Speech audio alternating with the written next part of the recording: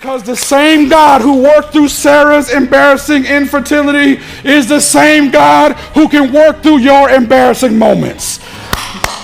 The same God who worked through Moses' embarrassment of disability is the same God who can take what you thought was embarrassing and use it to be empowering. The same God who worked through Rahab's embarrassing promiscuity is the same God who will take the stuff that you don't want to talk about and empower you through it. The same God who worked through Gideon's embarrassing insecurity can take what's embarrassing to you and use it to empower you. The same God who took Samson's embarrassing infidelity is the same God who can work through your embarrassing moments. The same God who worked through Peter's embarrassing disloyalty will take your embarrassing moments and flip it and make it something empowering. The same God who was working through Matthew's embarrassing lack of integrity can take your tearful moments and turn it into victory. The same God who worked through Saul's embarrassing hostility is the same God who can turn things around and use what you thought was embarrassing to be empowering.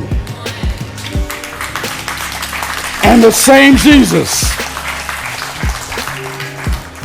who had to endure the embarrassing brutality of the cross, he turned it into empowerment for our salvation. Here's what I believe, that God wants you to show up just as you are, flaws and failures and your faith, so that he can use what was once embarrassing to be empowering.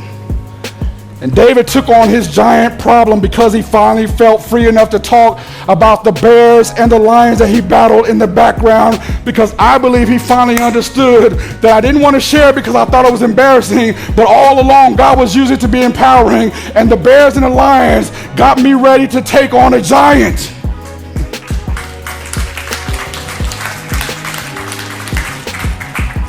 And the same God who walked with me through cancer the first time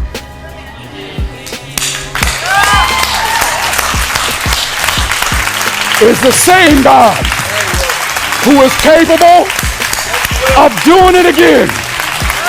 I love how David writes the 34th Psalm. And David says, I will bless the Lord at all times. Bless him when I'm battling bears. Bless him when I'm battling lions. Bless him when I'm facing giants. And his praise shall continually be in my mouth. And my soul will make his boast in the Lord, and the humble will hear it and be glad.